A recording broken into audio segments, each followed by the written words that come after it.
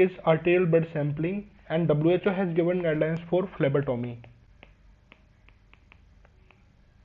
which includes AVG, simple venous sampling, and phlebotomy for the purposes of transfusion and in the patients of polycythemia vera. An arterial blood can be collected from an arterial line or within needle and syringe from an artery by puncturing it. The most common site for ABG is radial artery, and other sites are brachial and femoral arteries, but they are less preferred because they are located deeper, have poor coronary circulation, and they are surrounded by the structure that could be damaged by a faulty technique. Complications of ABG are arteriospasm, hematoma formation, fainting, or nerve injury. Arteriospasm can be prevented by explaining the procedure to the patient. Hematoma can be prevented by avoiding multiple punctures and avoiding puncture the far side of the artery, that is commonly known as counter. Fainting or vasovagal response can be prevented by making the patient supine, and if it was a child, then make that comfortable in the lab. Nerve injury can be prevented by choosing an appropriate sampling site or avoiding redirection of the needle, like this. Contraindication of ABG are absolute contraindications and relative contraindications. Absolute contraindications are local infection, thrombus or distorted anatomy, abnormal modified Allen test, and severe peripheral vascular diseases, and active Raynaud syndrome. Raynaud syndrome include pallor, cyanosis, and redness (PCR). Relative contraindications of ABG are INR more than 3 or platelet count less than 50,000, because in these cases there might be excessive bleeding. Equipment needed for ABG are gloves and pre-heparinized syringe, and most commonly used syringe is 2 ml, and the volume of heparin needed to be left in the syringe is 0.1 ml in 1 ml of blood volume. How much it would be in a syringe of 2 ml? It would be occupying the hub of needle and a lineage type of the syringe. Needles of 20, 23 and 25 gauges are preferred, and smaller gauges needles are avoided because they are likely to lyse the specimen. Generally, in few hospitals, safety syringe with a needle is available, but mostly we have to aspirate the sample with a needle and syringe. And if we are using a needle and syringe, then we have to avoid recapping the needle.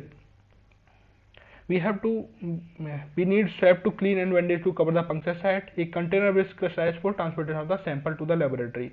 Generally, for ABG, labs are situated near the cubicle or the bedside. That is known as point of care lab. If the labs are not situated near the bed of the patient, then we have to send a sample 500 meters or 1 kilometer away from the sampling site. Then we have to send the sample in the crushed ice cube with a plastic container. Here are the list of equipments needed for ABG are povidone iodine swab, alcohol swab, adhesive dressing, gauze piece, label, and plastic container, and the safety syringe with a needle and safety cover, and extra needle with safety cover. The precautions we must follow before taking ABGs are: we have to wait at least 20 minutes before drawing arterial blood when starting, changing, or discontinuing oxygen therapy. And before sending the sample to the laboratory, we have to note on the laboratory request form or label whether the patient was breathing room air or receiving oxygen therapy. And if the patient was on venti, then what was the FiO2 and PEEP of the ventilator when the sample was collected. If recurrent sampling is defined if we are drawing the blood more than 4 times in a 24 hour, then we have to at least minimum rotate the puncture site or consider placing an indwelling catheter known as arterial line.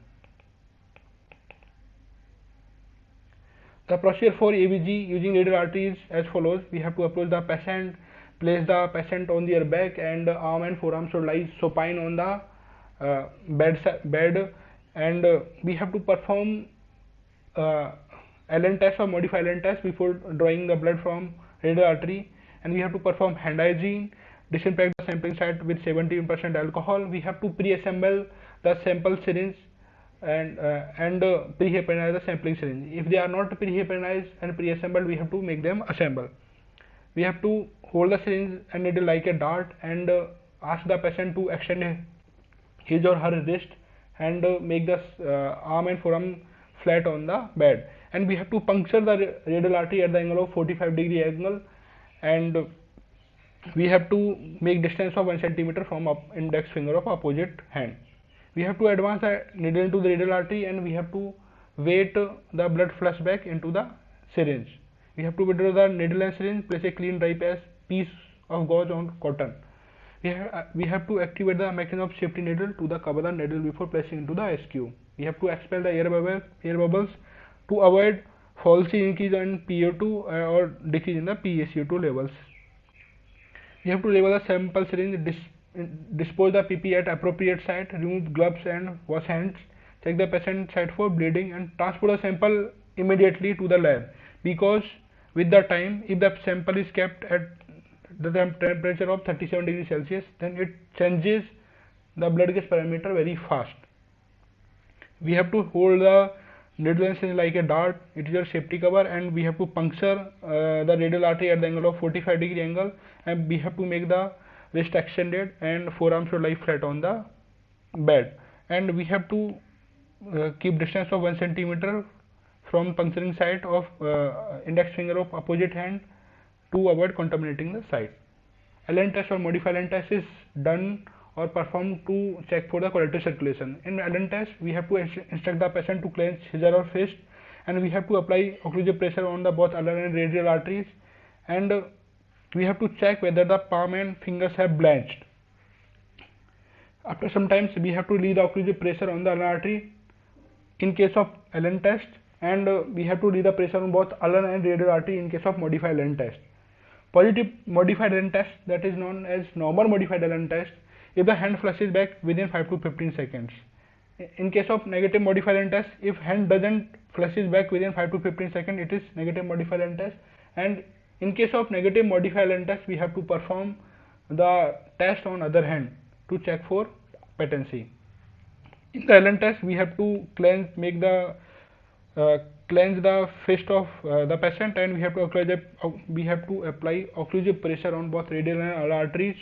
And in case of Allen test, we have to release the pressure from ulnar artery in first step, and in second step from the radial artery, for check the patency of both radial and artery one by one. In case of modified Allen test, we have to release the pressure from both radial and artery simultaneously, and which is quicker than the Allen test. To take an AVG from brachial artery, we have to abduct the shoulder, and we have to apply, and the wrist and elbow should be extended, and arm should lie flat on the bedside, and we have to puncture the brachial artery just proximal to the crease in antecubital fossa and at the angle of 30 degree. If we are taking a AVG from femoral artery, the thigh should be slightly abducted and should relax on the bed, and the femoral artery is located just below the midpoint of inguinal ligament, and we have to puncture the femoral artery at the angle of 90 degree. Here are the normal values of AVG parameters which are written on the AVG slip. Normal pH is 7.35 to 7.45, and the mean is 7.40, and we can remember like 7.40 plus minus 0.05. Normal PO2 is 67 to 104 milliliter of mercury. If it is more than 70, then it can be considered normal, and less than 70 is hypoxia.